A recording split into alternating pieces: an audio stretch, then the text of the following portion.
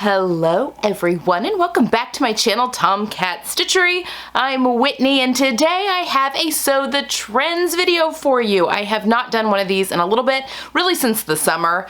And yeah, now that we're in a new season and I'm starting to make up some stuff. Oh, sorry, Gidget's sitting here next to me. Oh, there she goes, the little ball of fluff. She can't decide if she wants to sit with me or not. Now that we're in a new season, I thought that it might be kind of fun to, sprinkle in a few Sew the Trends. I think those are kind of fun to do. Just exploring a trend and how I'm interpreting that into my own wardrobe. So today we are talking about straight-legged pants and or jeans. It's kind of, just bottom half, jeans, pants, whatever, and how that's kind of definitely having a surge here recently, and really maybe last year as well. We see less and less skinnies. We're seeing more and more of, wide-legged, but also straight-legged. And I'm gonna define what I mean by straight-legged and what I'm seeing most in straight-legged. Oh my gosh, okay, sorry, my lights are moving around here on me. Okay, so straight leg. I want to define, I'm gonna start popping up some pictures of what I'm kind of seeing in stores. These are all from current pictures in current online shops, just an array. Like always, I do have a link down to the Pinterest board where you can take all of these pictures back to their original source if it's something that you're interested in. And again, they're all recent, so if it's something you want to even purchase, you could. So the link to the Pinterest board that'll then take you to their original source are all in the description box down below. Okay, straight leg jeans. I am going to call a straight leg jean something that falls pretty straight from the knee down. So I still think of this as a skinnier silhouette, or not really skinny. Skinny I feel like is like form-fitting all the way down your leg. Like a jegging or even the skinnier jeans that are just very form-fitting through the calf and everything down right down to the ankle. Whereas I feel like a straight leg jean is not fitted, but is close fitting thigh, but then straight down to the ankle. Whereas a wide leg is loose through, maybe fitted through the hip, but then very loose through the thigh and then straight down. And then you have a flare, which is more like a straight leg till you get to the knee and then it'll flare out. So yeah, different leg types, but I love the straight leg jean. In fact, I find these I do. I find them much more flattering on my body type than a skinny leg. Now, skinnies aren't going anywhere, so I feel like if you love your skinnies, it's kind of a classic silhouette. You can still find them in the stores. Yeah, I don't think they're going anywhere, but I think it's fun to try some new silhouettes. And I actually find a skinny leg or a straight leg to be much, have I been saying skinny? Have I been saying it wrong? Oh no. I'm talking about a straight leg here. I may have been calling them skinny. Okay, well, there goes my brain. I find straight legs to be more flattering on my body than like a skinny leg. It's very confusing. Because the reason for this is that number one, I have shapely calves, athletic calves, large calves, protruding calves, whatever you want to call it. My leg, I've got a very defined calf. And a lot of times that means that a skinny or a jegging type of pant gets caught right above my knee just because the fabric gets tight around my calf and then it can't fall like it's supposed to. Whereas a straight leg pant will skim over that. So it makes my calf not so noticeable, and it makes my leg, I feel like, look much more, just streamlined, I guess. Also, because I am a busty rectangle, I think I can very easily look top heavy. And so a skinny leg, no matter even what I put on my top, while my lower bottom half from the waist down is definitely my smaller half of my body, it can very easily look disproportionate to my upper body.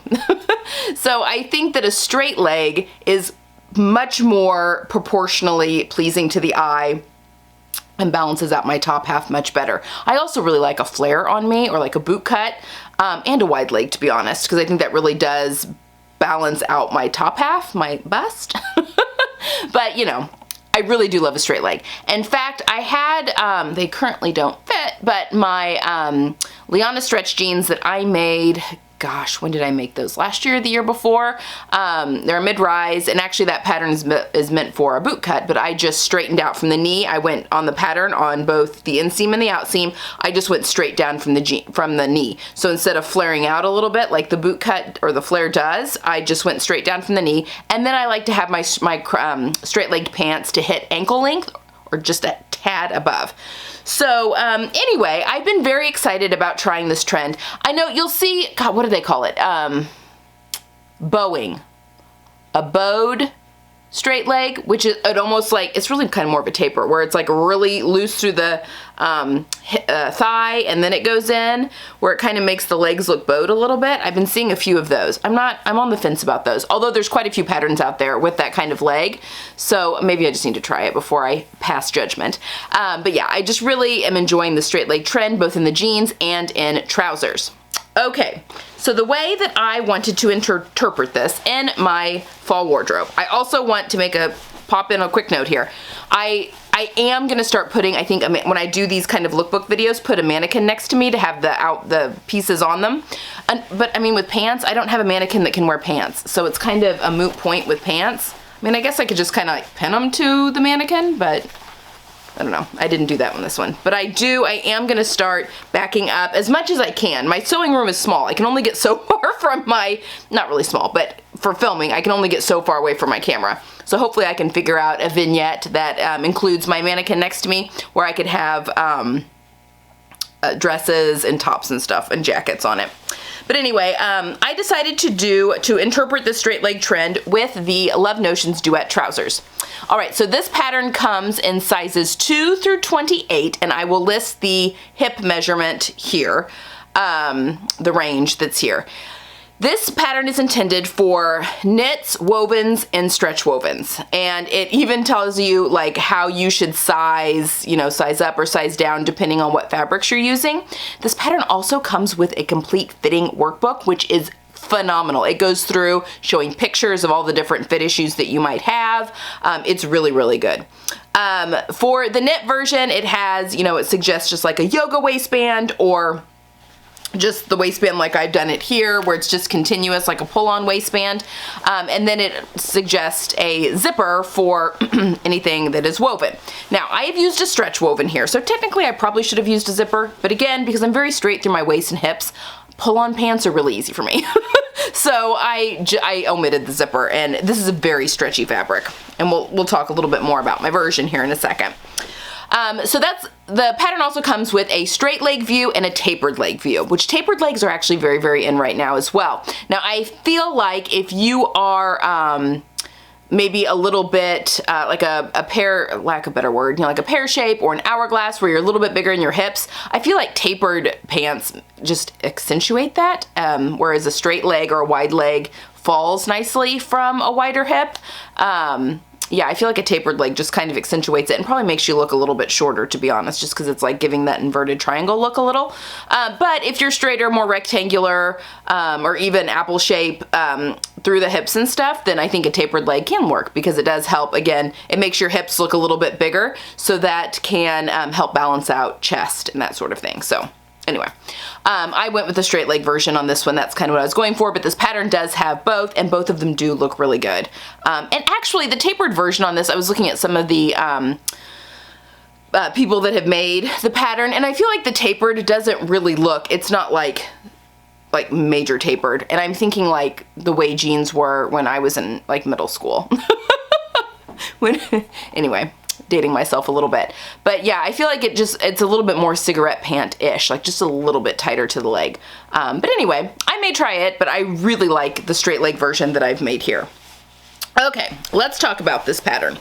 So this pattern also has, and I'm going to turn these inside out so you guys can see them, and I will show you me in the pants here in just a second. So the pocket on the front of this pants goes all the way across the front of the pant. And if you watched Sunday, you learned how to do the bias finish there around the waistband. But this is the pocket piece here. Obviously, there's the pocket lining, there's the pocket piece that goes across the whole entire front. This is an excellent time to, I've got just a rayon for my inside pocket, but I kind of wish I would have done something not used the, well, I guess I would have had to, right? Yeah, okay, I had to use the same fabric because it does, like that's the fabric that's on, you know, the back part of the pant. But I kind of wish I would have used maybe like a really tightly woven shirt, like shirting, because this still does give just a little bit. But it's perfect for a pocket stay if you wanted to use some power mesh or something to help smooth you out. If you were to do that, well, I guess this fabric would fray, so you'd still need to finish it off somehow. But yeah, it's definitely a great opportunity to help smooth out your belly area, which I think is wonderful. The pattern also comes with darts in the back, and while there aren't, I don't think there's any pockets. At least I didn't print off any. There might be. I feel like you could use the pockets for the Sabrina Slims if you have that pattern as well. There's a welt pocket for the Sabrina Slims as well as a patch pocket. I feel like you could use either of those on this pant pattern if you wanted to. But I love how this just has these nice little, almost like jean type pockets here in the front. If you really wanted these to look like jeans, you could even put in a faux fly. And gosh, you could even put like a button or something on these if you wanted to. But yeah, I love these pants so much. Okay, so I made the size 10 and I went off my hip measurement. My hips are currently running about 39.5 to 40 inches, a little larger than normal, but you know. And that is what a size 10 was for, a size 40-inch hip. So I made the size 10. My waist measurement is larger than the pattern, but this pattern actually sits a couple of, like 1.5 inches or 2 inches below your waist. This is more of a mid-rise pant. So usually with mid-rise pants, I can get away with not having to worry about my waist measurement because I'm so straight through that area that the measurement ends up being just fine. And that's the case. And I was also using very stretchy woven fabric. So I think that, you know, it really made a lot of difference. I did the little scoop on the crotch curve. So the back crotch curve, I scooped it out just 3/8 of an inch, and that is the only adjustment I did to these pants. I've been messing around with the Sabrina Slims, and I will show you guys those patterns, that pattern here soon, my finished one. But I think I've messed with them too much. Like there is such a thing as overfitting. And I can be guilty of it just as much as anyone else. And I think I've just messed up the crotch area. I think I need to lengthen the rise. I think I took too much. I didn't take any rise out of these. And these probably sit a little bit higher than they're intended on me. But again, I am proportionally longer from the waist down than I am from the waist up. So I have a very short torso. So a lot of times I don't need to remove really. I mean, pants usually, store-bought pants usually, I don't have a fitting issue with those. As long as they're for like a straight body. Sometimes the waist can definitely dig in if it's for a curvier figure. But for the most part, if it's for a straighter figure, I can usually do store-bought pants and not have an issue. Except for, I do need that, like sometimes I get the little bit of wedgie in store-bought pants because I need just that little bit of extra scoop in the back. And I think that is a low seat adjustment is what they call that. My daughter needs one, has to have one too. And I've noticed that in her pants that I make her versus her store-bought pants as well, because that's weird and that's just what I notice. Okay, so I made the straight size 10. Now when I made these up, because this is so stretchy, this is a cotton twill from Metro Textiles in New York, from their website. It's a cotton twill, but it is really stretchy. Like I have probably 30%, 35% stretch in this fabric. I mean, it is like, here, like very stretchy. So once I made them up, I basted the side seams, or no, I sewed the side seams, I didn't finish them, and then I basted the waistband on, checked it, and ended up taking an extra 1/4 inch out of each side. So I went in 3/8, so I took 1 inch seam allowances basically from the waist to right below the pocket, and then I tapered it back out to the 5/8 inch seam allowance. This pants have 5/8 of an inch seam allowance, and then did the same with the waistband, so the waistband would fit, and now they fit perfectly. I will link Sunday's video up here because that is where I showed you how I put on my bias tape on my waistband facings, and I also show you how I put the elastic in the top. So I have 1/2 inch wide elastic in the seam allowance here in the top of the waistband just to help with recovery. So these are pull-on pants and they won't bag out too much at the waist. Now I've not worn these all day yet, just because we've had kind of a warm streak here lately, but I'm interested to see if these bag out really bad because they are so stretchy, or if they're good to go. So I'm very anxious to see how that goes. As far as length, I took 1 inch out of the pattern but I didn't want to take too much out because I hate when my pants get too short. Like I have a sweet spot I want them to hit on my ankle, and that's what I was going for. And actually these are a little bit long right now, but I know just with washing and because they're cotton, they will shrink up a little bit more. I'm just not very good about always air drying my pants. I'm just gonna be straightforward on this. And while I know when it comes to Lycra and dryers do not get along. However, it also, when you stick them in the dryer for a little bit, helps to suck everything back in and get everything back in shape. So I put my pants in the dryer a lot. And that does shrink them a little. So I also left myself though a 2.5-inch hem. So if things get too short, I can let out quite a bit of this hem. So I don't hate the way they're hitting right now. They're maybe just a tad long, but again, I'm really banking on probably the next time I wash them, they'll be perfect. So I want them to hit right at my ankle so I can wear them. I've got them on with my clogs. I should be showing you now footage of me actually in all of this. Got them on with my clogs, but I think wearing them with little tennis shoes, wearing them with my loafers, my little like burnt orange loafers, and also like a little heeled booty. I think that this is like super cute. I did an invisible hem on the bottom, which means, here, let me turn them inside out. I'm trying to be better about showing you guys like the ins and outs of everything that I'm making. I think I skip over a lot of stuff. Okay, so what I do is I serged my, the bottom of my pants, folded it up, and then I do my blind hem stitch by hand. You're not gonna be able to see it.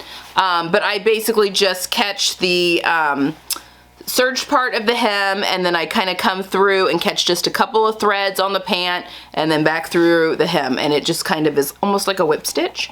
That's how we did it in the alteration room when I worked at the bridal workshop, when we would do, because we did some you know, regular clothes as well, not just bridal. Yeah, and that's how we did our invisible hems. I mean, there's machines like I own an invisible hem machine, and I cannot for the life of me figure it out. So I bought it secondhand, can't figure it out. So there we have it. If anyone knows how to work a blind hem machine and would like to teach me how to use my blind hem machine, I've got one. It's in a bucket or a box, and it just sits underneath over here because I cannot for the life of me figure it out, and I have tried. Okay, so that's what I've got, the blind hem on that, which I like for trousers. I just feel like these are gonna get so much wear. They're very comfortable. So this is like the fluctuating waistline version of the straight leg trouser. And again, I think you could very easily make these look more like a jean or a trouser by putting in a faux fly. And you could even put a button here just to make it really look like a pair of trousers. You know, so kind of up to you. But I can see me wearing these a ton this fall and winter. They're so comfortable. So the only thing that I think would be not good for these is if the fabric ends up bagging out really bad when I wear it. So fingers crossed that doesn't happen and that everything is good. But I really am enjoying the fit of these. I think I got a good fit in the crotch, and all I did was do the scoop out in the back. So I just feel like maybe I need to go back to the drawing board with the Sabrina Slims. Just take out the scoop and try them again. They're fine. The ones that I made are fine, but I would like to perfect the fit. And I think I'm trying too hard. So there you have it. Okay, so yes, so straight-legged jeans. They are definitely a trend for this fall. If you haven't, you know, tried any of the newer leg styles on pants or jeans or trousers, you know, let me know. Is that something you're gonna try this fall? Yeah, and what patterns? Like, there's a ton of patterns that you can do straight leg. You know, the Megan Nielsen Dawn has a straight leg version. I mean, there's a ton. There's a ton. That's just one that comes to my mind because I've made that straight-legged leg on her pant before, and it's a good one. I'm just not making fitted waisted pants for myself at the moment. Okay, guys, that is all I have for today. I hope you enjoyed this one. I will be back on Friday, and I think Friday is gonna be, I'm gonna go through, I've been making a lot of new to me knit dresses. I'm clearly obsessed with just knit dresses right now. I just find them so comfortable, and they're really easy to wear in this transition period, especially like today it got up to 85 degrees, which is random. And, you know, it has been hanging out in like the low 70s, but it just can be kind of hard to dress for because I don't want to wear my summer stuff. I'm kind of over shorts, but dresses are perfect if you don't wear any tights or anything underneath them. It just makes them perfect for this transition. So I hopefully, I want to get a couple more made up, all different patterns. I would like to do kind of a roundup of some new to me knit dresses dress patterns and show you what I've made and kind of do a review of those patterns. And hopefully that's going to be on Friday. And then next week I've got, it is the Love Notions, their sale. So I've got a few, 2 different videos that I'm going to be doing that week, but I think that week is actually going to be a 3 video week because I think there's going to be a pattern, not Love Notions, but a different company's pattern release that week possibly. So yes, we've got that to look forward to. So a lot going on next week. Also, I am bound and determined to get the Mountain View, Itch to Stitch Mountain View pull-on jeans filmed this week. However, I just want to be upfront. I've got some family stuff going on right now. I still have a living set of grandparents. My grandmother, my mom's parents are both still living, but my grandmother is not doing well at all. So, you know, I think it might just be time.